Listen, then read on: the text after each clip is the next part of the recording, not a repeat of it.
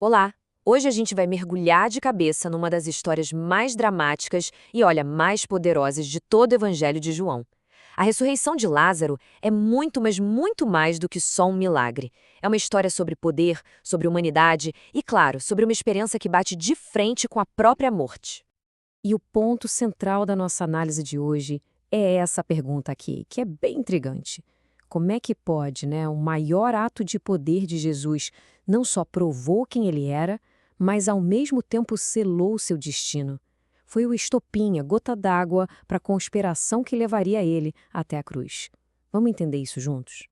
Bom, tudo começa como muitas das grandes histórias que a gente conhece, com um problema sério, uma crise.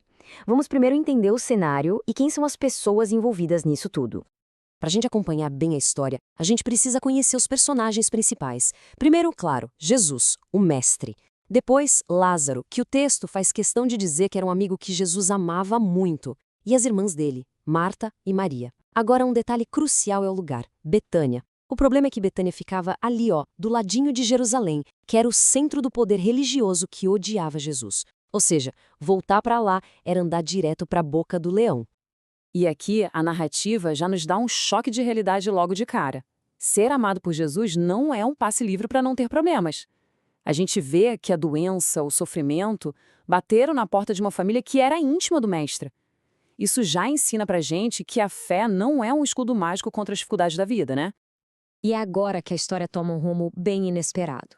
Em vez de sair correndo para ajudar, a gente encontra uma pausa. Uma pausa que só aumenta a tensão e a angústia de todo mundo. Essa é a pergunta que com certeza passou pela cabeça dos discípulos e, vamos ser sinceros, pela nossa também. A notícia era urgente, a vida de Lázaro estava por um fio, mas Jesus simplesmente fica onde está, por mais 2 dias. Essa inércia, essa aparente falta de ação, parece totalmente o contrário do amor que ele sentia. E é nesse mistério que a história fica ainda mais profunda. A resposta para essa demora, segundo a análise do teólogo Hernandes Dias Lopes, não é descaso de jeito nenhum. É soberania. Tinha um propósito muito maior em jogo ali, sabe? Um plano que ia além da nossa urgência humana e que tinha um objetivo final, a glória de Deus. Quando Jesus finalmente chega em Betânia, o cenário é de luto total. E é nesse encontro com a dor, com a fé abalada das irmãs, que ele faz uma das declarações mais importantes e monumentais de todo o seu ministério. Vamos só entender a gravidade da situação. 4 dias. Na cultura da época, existia uma crença de que a alma ficava por perto do corpo por uns 3 dias. No 4º dia, já era. A esperança de qualquer tipo de recuperação estava zerada. A morte era absoluta, final, irreversível. Agora, essa fala da Marta é interessantíssima porque ela é dupla. Por um lado, tem uma fé gigante aqui. Ela acredita que a simples presença de Jesus teria impedido a morte. Mas, por outro, tem uma decepção profunda, uma dor que pergunta onde é que o Senhor estava. É uma fé muito real, sabe? Limitada, que nem a nossa, tantas vezes. E aí vem a resposta de Jesus. Presta atenção, ele não diz, eu vou ressuscitar o Lázaro. Ele diz, eu sou a ressurreição. Ele não se apresenta como alguém que faz um milagre, mas como a própria fonte da vida. Esse aqui é o coração teológico de todo o capítulo. É uma promessa que vira o jogo e redefine o que é a morte. Vamos agora para o clímax da história.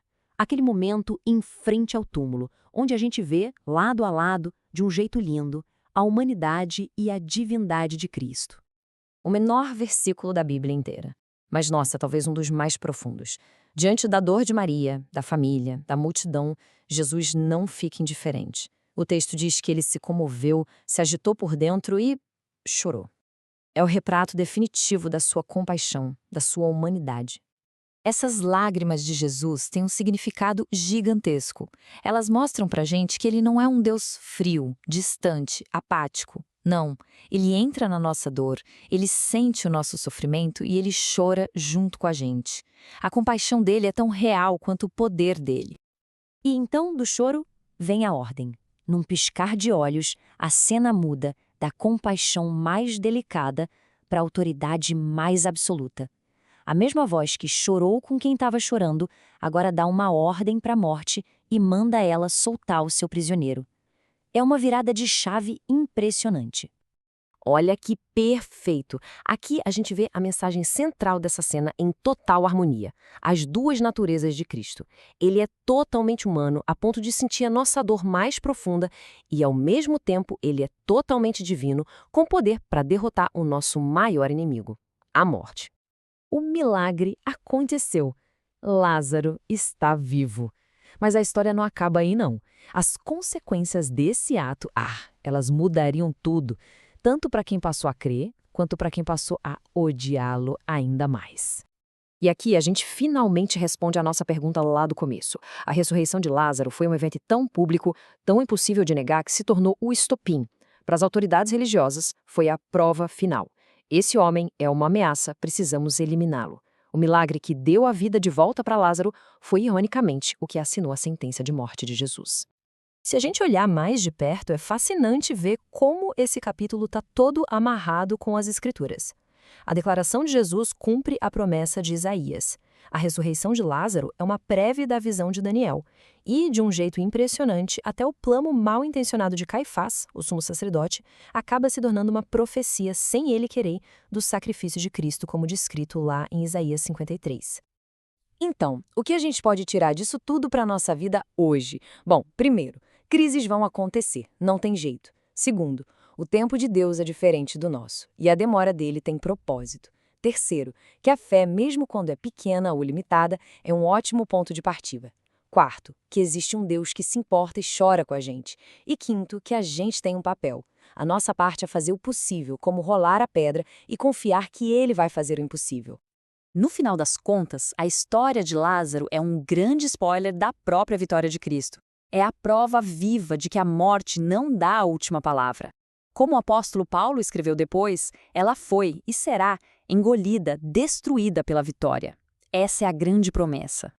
Isso tudo deixa a gente com uma reflexão final. Essa história nos desafia a olhar para as nossas situações impossíveis, para aqueles túmulos na nossa vida onde a esperança parece já ter morrido. E ela levanta a questão: será que existe a disposição de fazer a nossa parte, de rolar a pedra e crer que aquela mesma voz que chamou Lázaro para fora ainda tem poder hoje? A resposta para essa pergunta pode de verdade mudar tudo.